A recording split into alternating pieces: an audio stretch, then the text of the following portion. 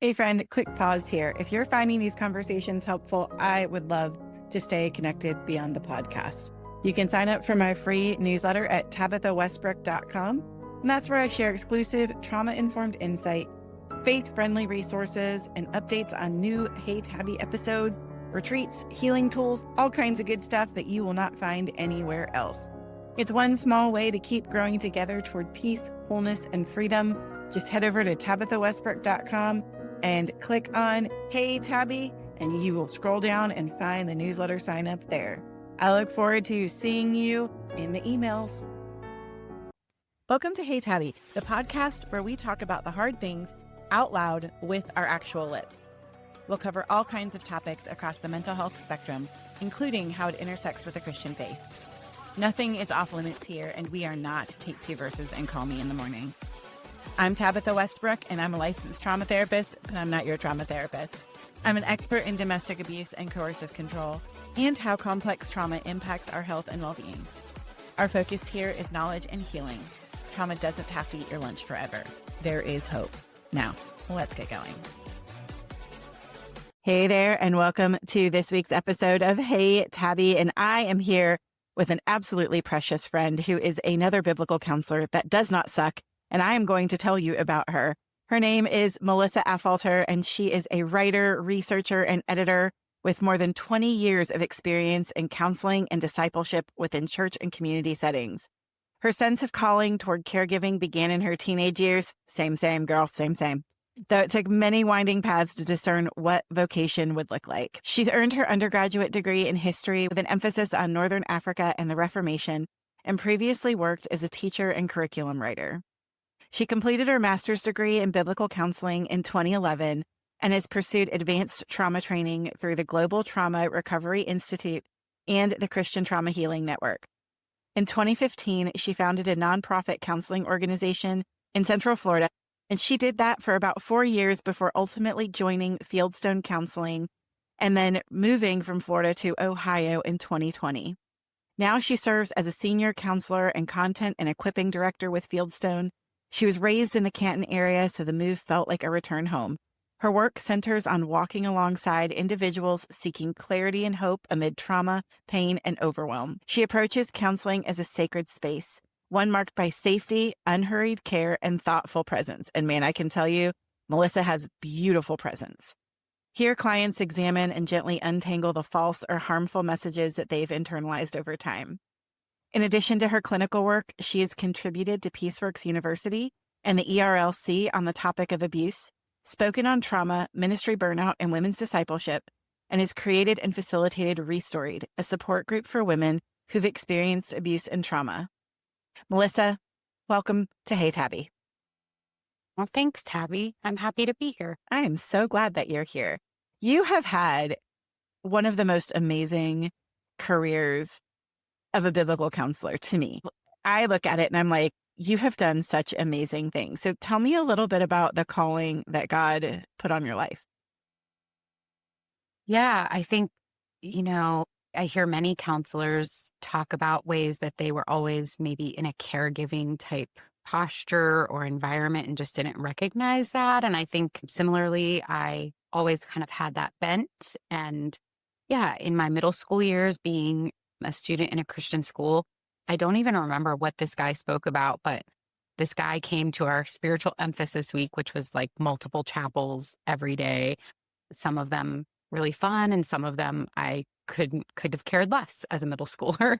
But this particular guy, it wasn't even what he did. I don't even remember what his ministry vocation was, but it was the way he talked about it. And I really sensed God sparking something in me about like, oh, I want to spend my life caring for other people. And I just wasn't sure what that would look like at all. And then like many women went on from there and kind of was in a lot of pretty conservative Christian environments where that would have been just challenging for me to figure out what does it look like as a woman to answer that call. And so I felt a lot on my own in some ways trying to figure that out. And so that's why I think it took me so many different directions. And little fits and starts of different things. And I felt very aimless at times, but always when I looked back, could see where God was using the different bits and pieces of things to shape me into where I'm at now. That is so amazing. I think this is one of the things I personally like about different types of counselors, right? They're the folks that go straight through school, they come out, they get their master's, they start counseling, and they're in their 20s. And there's nothing wrong with that. There's a place for that. But I think in my own heart, there's a special place for the second career counselor. Those are who I tend to hire in my practice very often, are particularly women who have been in a whole other career for a while, and you just get a little bit of life up under you. And even though some of those fits and starts are not always easy, they're kind of challenging. I think it gives you such a perspective and wisdom that you might not have had otherwise. Yeah. No, it's encouraging hearing someone else like reflect back to me what this journey has looked like, because when you're in it, it is easy to overlook some of those ways that God was doing something and was being really gracious and kind. But in those moments, maybe it felt confusing, or I felt really alone in those things, or felt like a failure at times. Because I did feel kind of aimless at times, just trying to figure out, what does this even look like? What are next steps? Yeah. And I was like classic, like in my late teens, early 20s, I would do a semester of college, then take a break, then do another semester, then take a break, because I just could not decide, didn't feel sure. I don't love making decisions anyway. That tends to be kind of the personality and context that I've been in. And so it's even encouraging just to hear someone else reflect that back about, yeah, I can look back now and I'm in my late 40s now, and I feel like I just started growing up in the last decade. Yeah. I think I would like our 20 somethings to really hear that, because this year I hit the 50 barrier here, and I guess it's not a barrier. I hit the marker. And, I look back and I'm grateful now for all of the things. When I was in my mid 20s, I got into graduate school in one of the top clinical psychology programs in the country. And God flatly told me I could not go. And we argued. God and I argued about that. We had some words. But at the time, I didn't realize I was in an abusive marriage. And I look back now, and the trail of bodies I would have left trying to care for others while I was a mess would have been awful. And so God used an intervening 10 years to set me free, to begin to work on my own healing and get me in a different place. And I just remember telling God, please let me graduate from grad school before I'm 40. And I graduated at 39. And that was a real gift from the Lord. But I, in the moment in my mid 20s, was like, what are you doing, Jesus? I don't understand. And it felt like I was being taken from instead of given to. And so for all our 20 somethings, even when it feels like a taking, it might actually be a giving from the Lord in a different way than you expect. Yeah, that's good, Tabby. I love that. I love words as someone who likes to write and contribute to those various environments where there's research and writing. So I love even when people are sharing words. So that giving and receiving, I think, is just a helpful, or taken, I guess was the word, taking, that you used. I think it's important when we can give language to stuff like that, so that we can look back and be able to see some of the way that things felt very opposite, or felt like they were being in tension with each other or in conflict, and yet they equally contributed to the overall growth process. Yeah, absolutely. It's interesting because when we look at neuroscience, right? We look at how trauma works and how it reads into our bodies. It's in the limbic system, which is the back of our brain. So I call it the feely part back here. And so the thinky part is actually where language lives. So our ability to process language and make words is up front.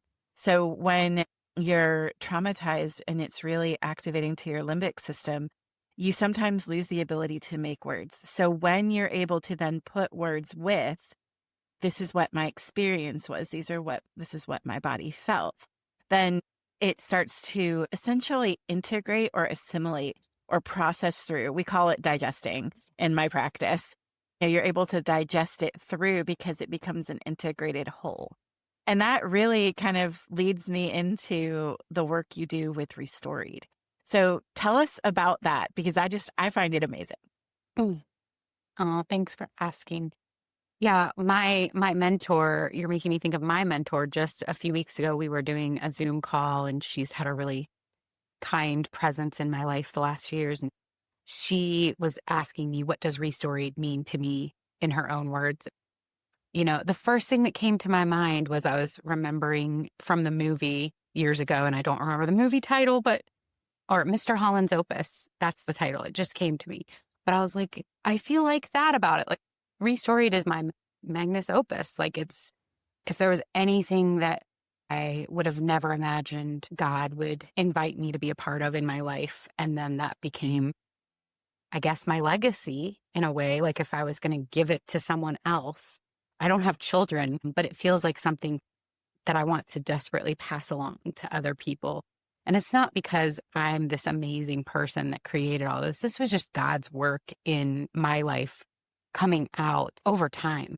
So Restoried is precious to me. It is the best part of anything that I get to do. And I'm so thankful for just that calling on my life that I wouldn't have even known was a calling at the time. We started back it's been just about 10 years ago now that Restoried started. I didn't have a name for it at the time. I had not even thought about making it a thing. It was literally just a small group of women who I knew personally through some local church context.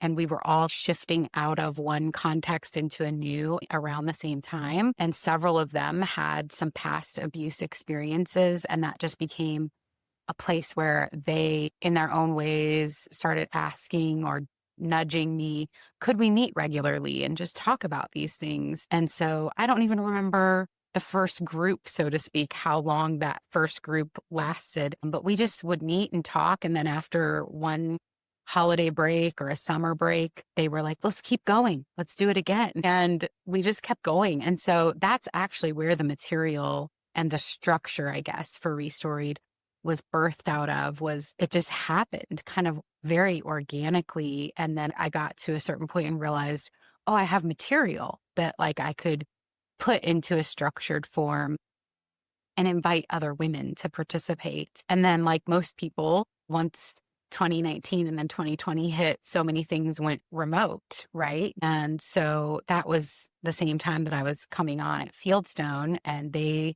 so graciously have hosted my Restoried groups from the administrative standpoint the last several years. And so they've just stayed online because that makes it accessible to so many more women. So yeah, the material really just developed from these women, similar to how Diane Langberg has talked about that our counselees, our clients are our teachers, right? They're the ones that instruct us. I had my own story, my own experiences with abusive contexts, and yet this material was really from them. It's their story. Restoried is these women's stories kind of brought together under the banner of Christ's love for us and his tender care for us as his children. It's amazing. As somebody who loves the concept of story and uses it with her own clients quite a bit because it matters, right? I think there's a lot said about standard cognitive behavioral therapy not being enough for trauma, and that is a very true statement. However, you need other people to hold your story with you, right? Post-traumatic stress disorder happens because there was not an empathic witness. So as Gabor Mate says, it's not what happened to you. It's what happened inside of you because of what happened to you. And if you don't hold those stories with someone, then you feel alone and adrift, and it's hard to make sense of your story.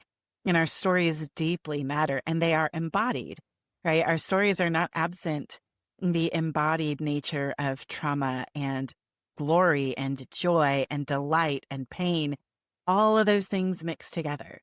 So tell us about Restoried. Like, give us the 30,000-foot view of what it looks like for a participant.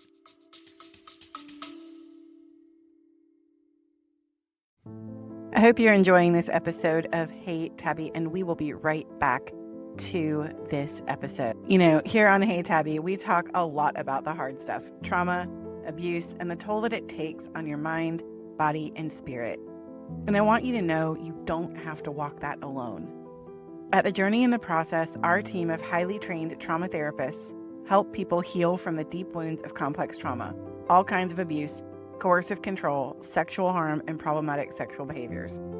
We don't just manage symptoms. We work with your whole self, your mind, your body, and your spirit, using evidence-based approaches like EMDR, brain spotting, somatic experiencing, and internal family systems to help you find deep healing. Whether you're in North Carolina or Texas, we can meet with you in person or through secure telehealth sessions. We also have personalized intensives if you're in another area, and you can come to us in Texas or North Carolina and do that deep work over several days. Regardless of how we connect, we strive to make this a safe, judgment-free space where your story is heard, your pain is honored, and your healing is possible. If you're ready to take that next step toward peace, visit www.thejourneyandtheprocess.com, and we'll have that linked in the description as well. Trauma doesn't have to eat your lunch forever. There is hope, and we are here to help you find it. Now, let's get back to this week's episode.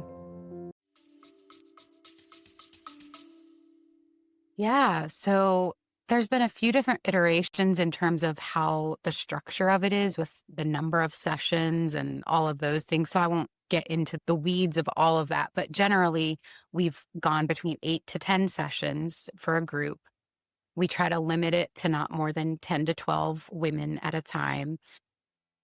There was a period where we met weekly, just very like quick.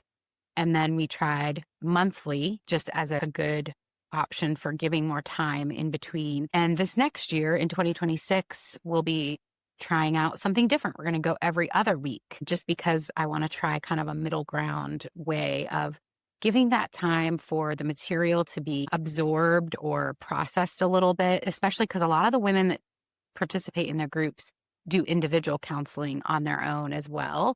And I have found that what we talk about in the groups then provides really good follow-up for them to pair with their individual care, which is also just a great way if you're limited by finances or time, or you like seeing your regular counselor in person, but you want to participate in an online group. So yeah, that's a little bit about the very basic structure. As far as the content, what we're doing, each of the 8 sessions, the women get a pre-recorded video from me that they have a time period before we have a live meeting where they can watch that video.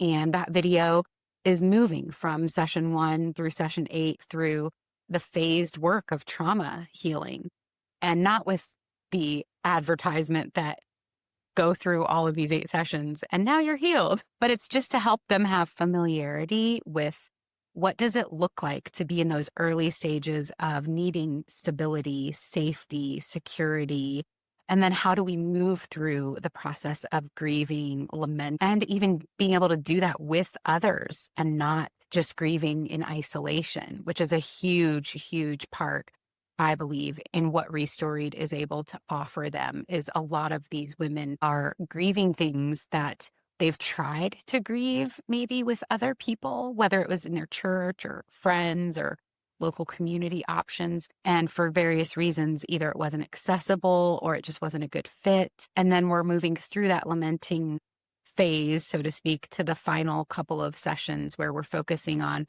rebuilding relational and spiritual health in various ways of talking about that. As you can imagine, the majority of these women, whatever their abuse history was, whether it happened in childhood, in a marriage, a one-time sexual assault, maybe it's a workplace environment, all of them have experienced various aspects of spiritual harm, even if it was unintentional harm, where it was maybe they tried to talk to someone in their church about this and it was dismissed or downplayed or just not handled carefully. So a lot of the work I'm doing and the couple of people that help me in Restoried, we are shepherding. I mean, I was very hesitant to use that word until just the last year or two, because I'm not a shepherd in the sense of like, I'm not a pastor. I'm not trying to be a pastor. And yet community has become so painful for the women that take part in these groups. And so a lot of my presence there is less about me guiding them through a bunch of formal psychoeducation or doing a Bible study or something really formal. It's more about the presence that I'm offering them and then helping them build that presence with each other too, because Mhm. that's the best part. And you know this, Tabby, from the work you do. When you can look at someone face to face, looking them in the eyes, there's a measure of healing and hope that they can experience through just being seen in their grief or in their confusion or their doubts. And so that's to give kind of that big overview. I guess that's what the journey kind of looks like.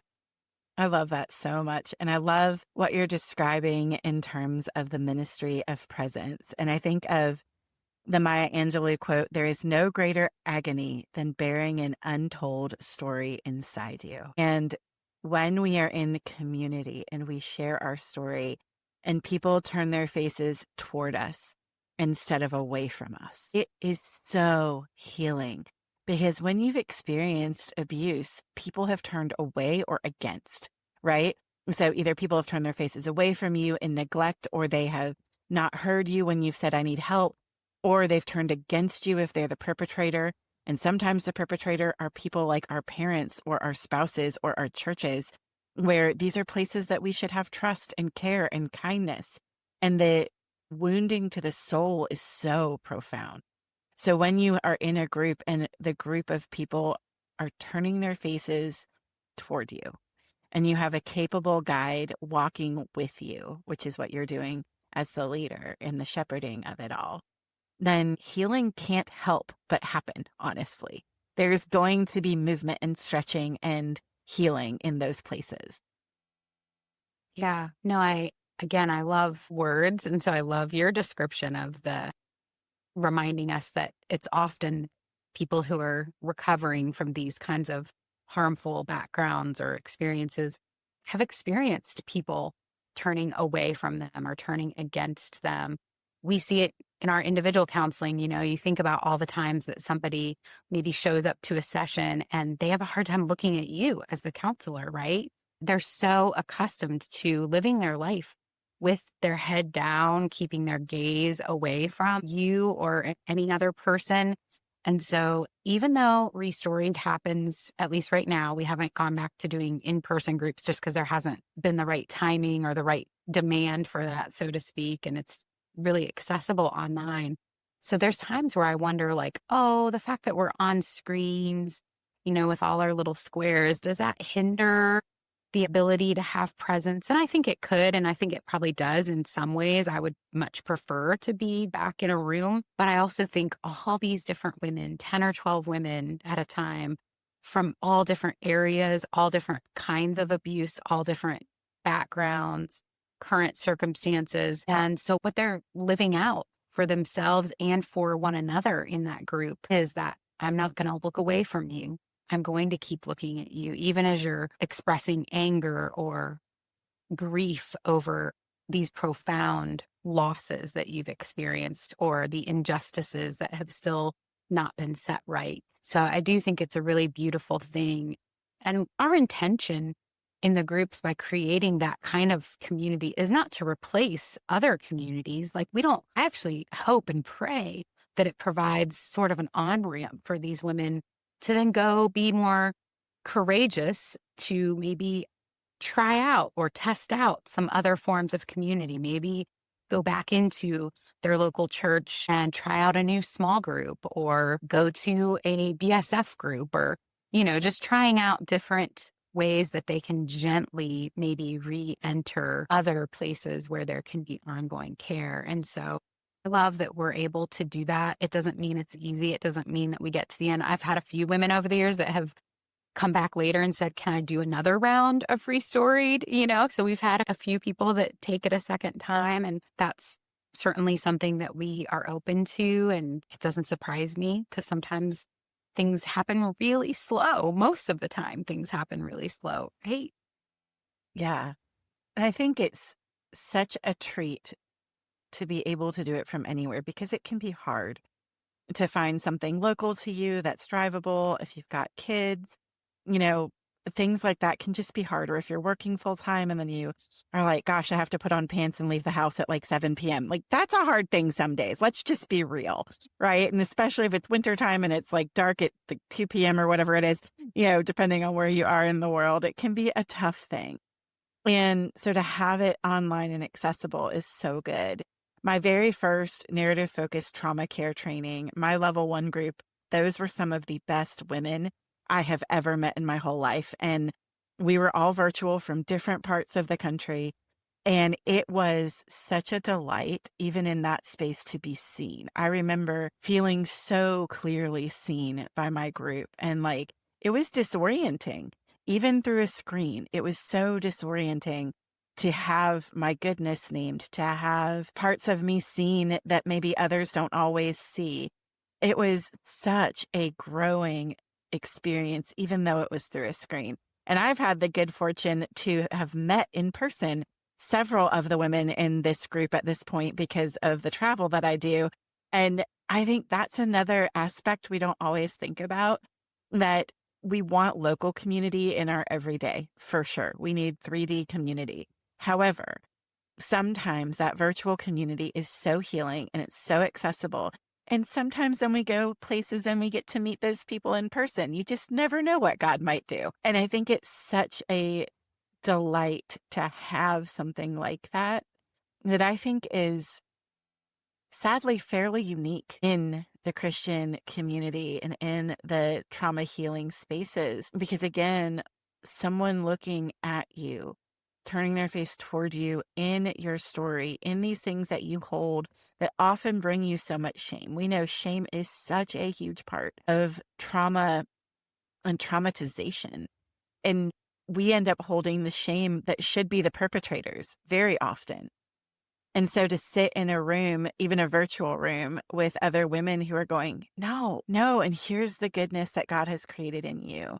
And here's an opportunity for stretching. I can see how it would make it strengthening enough for someone to go, well, let me darken the door of a church again, or let me darken the door of a small group again and try, because they know their inherent worth and value in Christ. They don't need someone externally to validate it. They don't hold the curses that someone spoke over them in their abuse anymore. Yeah, that's so powerful how you're describing that, because I think you're kind of bringing up that reality of whether it's through group work like Restoried or other forms of trauma healing and growth and recovery. I think we all come in wanting to know that when we get to the end of it, there's going to be a really clear, tangible next step that we can take. And sometimes we might come into that thinking, well, if I am going to try going back into church or going to a small group environment, it's going to go great. And so I think some of the work we're doing in Restoried is we're spending those last 2 or 3 sessions really highlighting the reality of, like, growth is never going to be linear. We say that and we write about it in books. We see it in graphs and charts, and that helps us kind of imagine through visual demonstration, like the graphs that go up and then down and then up again and down. But to experience it can be really scary for someone to enter back into that. And so I think part of what I'm hoping for in these groups is just that they're willing, kind of like Beth Broom has said. I think that's where I first heard the language, just like, what does a healthy risk look like? Because it is a risk. Like, let's just be honest. It may not go well. Like, you may feel the impact of it. You may, for a moment, feel regret. Like, you might be like, man, I shouldn't have done that, or that was the wrong next step. Whether it's going back into a family environment for the holidays, which a lot of people are in the midst of right now as we're talking. Maybe that feels like the healthy risk you're trying to manage, or maybe it is setting foot back into a church environment. And so the goal of Restoried in that way is not to promise some kind of certain outcome, but just say, hey, you're not doing that alone. Jesus goes with you first and foremost. And then we, as this group, we are going with you in the sense of what you've experienced here, the way you've been able to walk with other people and see that you're not the only one who has these big questions. You're not the only one that has these fits and starts, or these places where you take a step and then it's a giant fall backwards and then maybe another step forward. And so then hopefully you have some tools and some strategies to take you forward in that time. And if nothing else, yeah, again, it's just there's a way that you're able to re-engage with who is Christ to me and for me in this, as I take a risk or as I do something scary. Yeah. And I think for so many female trauma survivors, and this I hear over and over and over, is the fear of taking up space or being, dare I say it, the B word, a burden. And when you realize, no, I'm allowed to have presence, I'm allowed to take up space because God created me in his image and likeness. I am a worthy person to be around. That does change the game for so many. And so even if you do attempt something and you're like, oh, that didn't work the way I hoped and dreamed, it's not because you are the problem. It's because it didn't work. It wasn't the right fit, but it doesn't necessarily mean that it's you. Now, I'm not saying that we don't have problems and we don't have ways of being that the Lord needs to work out, that we need to heal, that maybe we have come to through the trauma that we've experienced. I'm not saying that. But what I'm saying is far and away, working with traumatized women, what I see is them play small. And that is not necessarily who the Lord created them to be. He created us to have a presence and a space, and we each have things that he planned before the foundations of the world for us. And when we play small because of what traumatizing people or trauma experiences have taught us, we have to learn something new. And that is in the experiencing ourselves differently. And a lot of times we're afraid to try that because we're afraid of the what ifs and all of that. But as you strengthen, as you heal through something like Restoried and look at it differently, see your own story differently, then you have the strength and the capacity, or as we say in my practice, window of tolerance, like the openness to do the thing because you have done so much healing work. Yeah, it's so true because it's your posture that's kind of shifting. It's not that you're going from one particular way of being to now being a totally different person who never, it's actually a beautiful kind of mixture and mingling of all of those aspects of your history and who you are that are now being, you said it at the beginning, kind of being integrated into where you're at and who you are now. And God knows all of those things. Like he's not surprised by them, right? And so the things that we're emphasizing in Restoried is movement, you know, going from point A to point B, but it's actually the movement that's happening all along the way. So whether we're moving from chaos to now having greater clarity, again, that's, we're not selling that as some sort of doesn't feel like the prize at the bottom of the cereal box. Like it's just so exciting, right? It's actually really hard, really hard.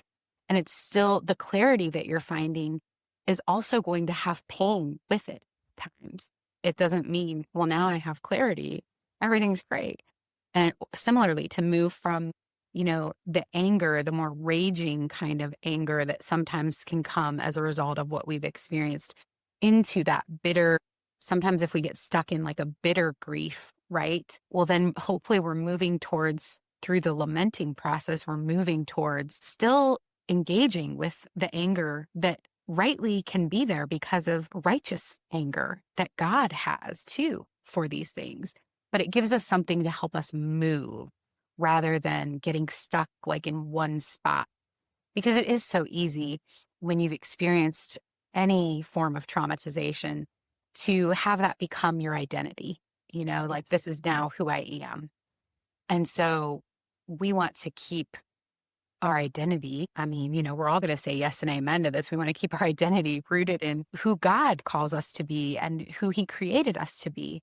But he knows all these things that we're talking about where it feels confusing and it feels paralyzing and it feels like filled with terror at times. And I just always think of the psalmist, like we've got good verbiage for all of that when we just interpret it through that lens. Yeah, absolutely. And one of the things I often say is all trauma work is grief work because there is something that you lost or didn't get because of what happened to you. And maybe even the grief of some of the things we've done because of what happened to us in our best attempts to cope and to, try to survive at times and things like that. And so there is going to be a grieving process. And I think sometimes that surprises people, right? So clarity can bring grief, like, oh, this person that said that they loved me and that they would be with me in sickness and in health were the ones causing the sickness. Oh, ding dang. And so there's a grief in that, the grief of the loss of what you wish you had, the grief of what you actually had, the grief of what you didn't get to have because of what you actually had. And it is like, I call it like a trauma croissant, where it's like layers upon layers and it's not good stuff. So you end up with this pastry of death, essentially. But the good news is that as we grieve, because grief is just the other side of joy. One of my favorite allegories of all time is Hind's feet on high places. And I love it because Much Afraid feels so much like me when I was at the beginning of my trauma healing journey. And the Lord gave her, the great shepherd gave her the companions of sorrow and suffering. And she was like, what in heaven's holy name is this, right? She said it a lot more. It was written in 1943. So it's a lot more formal than that.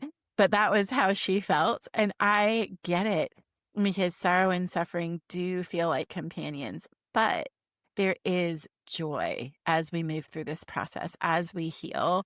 Yes, we are going to hold grief. We are going to have to work through that, for sure, work through that. But there is joy.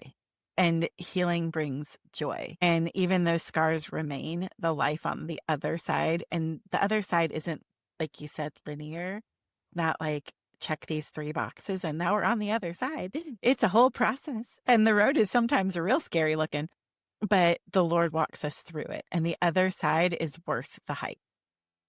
Yeah. I just love so much that you brought up Hind's feet on high places, especially because we hadn't ever talked about that before. But I just gifted that book to a friend of mine this week for Christmas, the illustrated version, because I first read that book, I think when I was 19. I was on this really intense, like 10-day backpacking trip in the Adirondack Mountains. And that book was so impactful for me as a 19-year-old, feeling all of those places that I described earlier about lack of clarity. Like I had no idea what I was doing with my life, what was next, scary things, mistakes I had made, choices I had made that I was regretting, just so many mixed, confusing feelings and thoughts.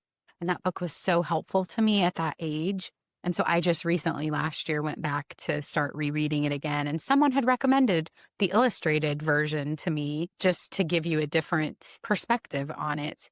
And it's a beautiful illustrated version. And I do think that the journey being described in that book is so powerful in terms of what most journeys look like, what all journeys look like in different ways. And it really is mimicking how God's story for us is unfolding in scripture. All the ups and downs and the places where the psalmist talks about being up on the cliffs and up on the ledges at times, but then also hiding in a cave and then being in the valley. There's just such great representation in all of those things, I think, for someone who's walking this journey wherever they're at in their journey with the trauma, the overflow of how it's impacted their life. Yeah. And I think about it this way, right? Like all the great stories have this controversy. And why are we drawn to that? Why are we drawn to that? If it was, well, I decided I was going to go throw the ring into the fires of Mordor. So I picked up the ring. I walked over to Mordor. I chucked it in the volcano. Nobody's going to see that movie. No one at all.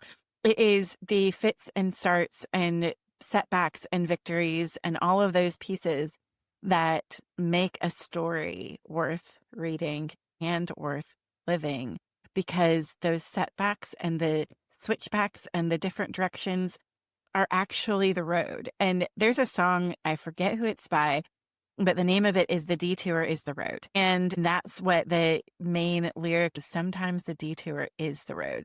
And it feels like a detour to us because we feel like, oh, but I'm supposed to do this. Just like I was supposed to finish undergrad and then I got into grad school and that's what I'm doing next. And God's like, nope.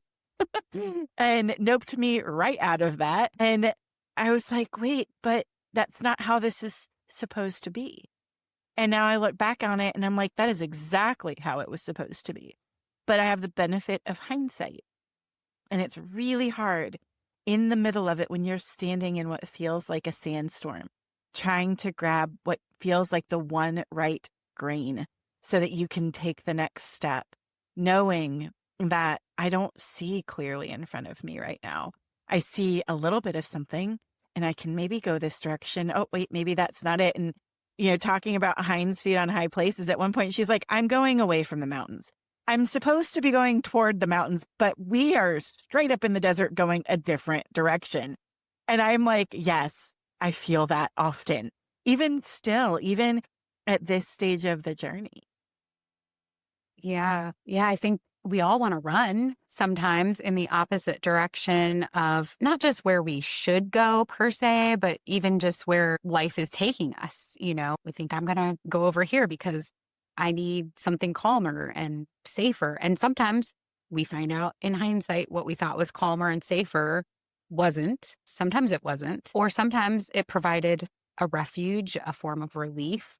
Yeah, there's so many different ways that can feel. But even you bringing up another story, since we love stories, all I could imagine when you were describing, the reminders about Lord of the Rings, I was like, yeah, but wherever we're at on the journey or the detour or whatever part of that we're seeing in front of us, I just kept thinking of my favorite part when Gandalf is like riding down the cliffs, riding down the side of the fields. And I just always think that's what I want to remember. And I forget, that Jesus is coming for me. He's coming for me. He's coming for you. He's coming for all of these women that we get to serve in these different contexts. And it's so easy to forget that or to just lose sight of that because it's not here right now. We can't see it right now. And we're on these detours and we're scared or we're embarrassed, humiliated because we had a setback again. But Jesus is coming for us. He is. And I think so many survivors wish for the actual representation of the horde coming to save us down the mountain, that we wish we could physically see something like that. And I think we need to look for it because it's there in ways, maybe not like a horde of people upon, horses and dragons and trees and whatever, right? Like, although that would be super cool.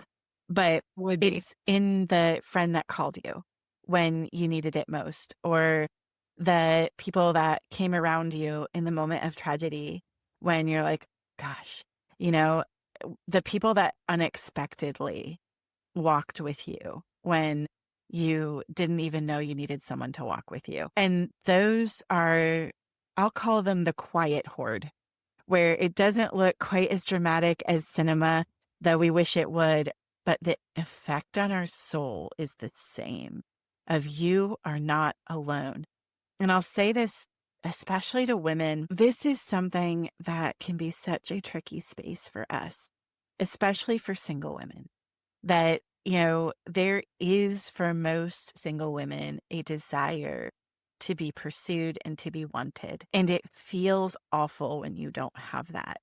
And, I was talking with a supervisee and we were working on a case, and the words that were used were, some clients want to be thought of first. I just want someone that thinks of me first. And I've sat with that because of my own journey through loneliness. I am a single woman. And that is something that I've thought about is, I just want to be wanted. I want to be somebody's priority.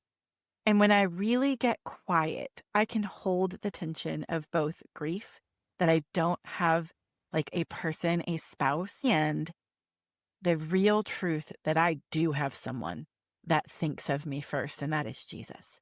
And it doesn't feel the same when he's not like sitting beside you, making you coffee or having a breakfast with you or something like that, right? Like we wish for that. And there's goodness, that's a desire from the heart of God.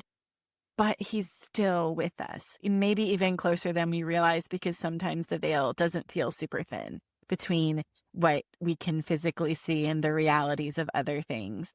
And so I just want to encourage our single sisters listening who have that longing, which is not a bad longing, but it's one that can bring grief, that yes, hold those tensions of you desire someone physically with you and to be wanted and to be thought of first. And you have someone who thinks of you first.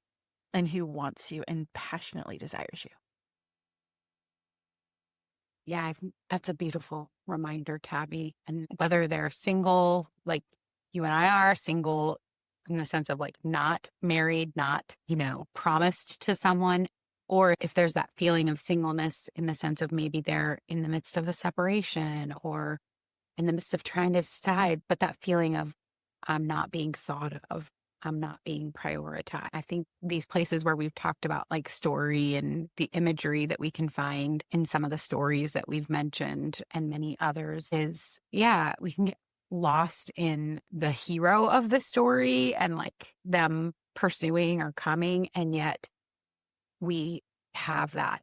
We have we have access to that through Jesus. And I think that's such a important place where we can receive comfort and care. And sometimes that will come in the context of other, in the past few years, that's come for me through specific couple of friends and my mentor who have pursued me, like pursued me. And that's a sweet reminder that it's easy to overlook what we don't have. And that's like, but we do have aspects of that are being given to us in God's kindness. Yeah. And to hold the tension, right? That in our practice, we talk about dialectics, right? Two opposite things that can be synthesized. And I can hold the grief of, I don't have a physical partner. And there are women that we work with that are married and don't have a physical partner because their partner is destructive, right? And that's a deep loneliness and loss. And I have Christ who literally does that and who sends me people who, in the moments I need them most, oftentimes are able to walk with me in those tender spaces. And I think that when we get to heaven, when I think about Jesus wiping every tear away, when I was younger, I used to think of that in such a different way than I do now. Now I think he's, I remember being taught at one point, well, he's going to wipe away tears because you're going to realize how sinful you were. And I just want to smack those people because I'm like, first of all, my sin was handled at the cross. I don't know if you've read the Gospels, but I have. So we'll start there. And secondly, I think he's going to wipe away the tears because he knows our grief. He has cried them with us. He holds our tears in a bottle. And so I think it's a much more tender picture of God than maybe we give him credit for. And I also think about in Revelation, it's one of my favorite breath prayers, typically in this season right now. As you and I are recording, we're in the middle of Advent. And, behold, I am making all things new. And that is such a great breath prayer because it's a reminder of what is true, even when it doesn't feel true. And this is where the great story of the gospel is the most important story for us. And I'm not saying that in any kind of trite, minimizing, churchy, take two verses and call me in the morning way.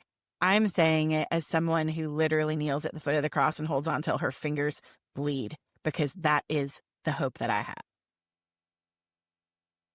Amen, Tabby. Yeah, I think so much of the work that we do, even though it might be whether it's group work, individual work, clinical work, biblical counseling work, combinations of things, I know there's so many varieties to those things. I think you're drawing our attention back to what is going to be not only most helpful for the people that we're talking to and that we're spending time with in these various contexts, but also for us, because I need a shepherd.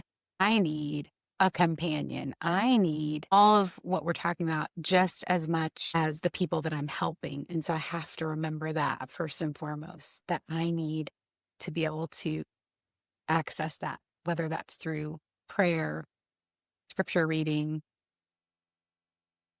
meditating, thinking through truths that I know, doing breath prayers, all of those things, right? Getting out in nature, which I know we both love to do too. And so finding those places, where can I position myself to be shepherded, to receive care and companionship from Christ? Yeah, absolutely. As we close out for today, what is something that you want to say to the survivors that might be listening to us?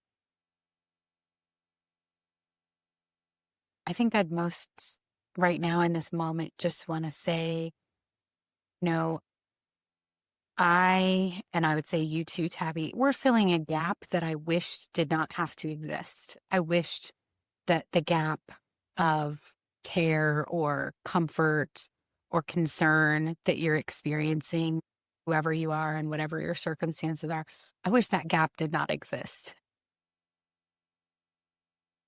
And it breaks my heart that that gap exists. And yet I would want you to hear that even though that you might be in a place where you feel that gap really immensely right now, maybe you're either just starting to feel it, or maybe because of the holidays or because of current circumstances, it just feels really obvious to you. The gap is the only thing you can see right now. And even though we're filling, I'm using that language of like, we're filling this gap that I wish didn't exist. Tabby and I and other helpers and caregivers, we're filling it in a very incomplete way.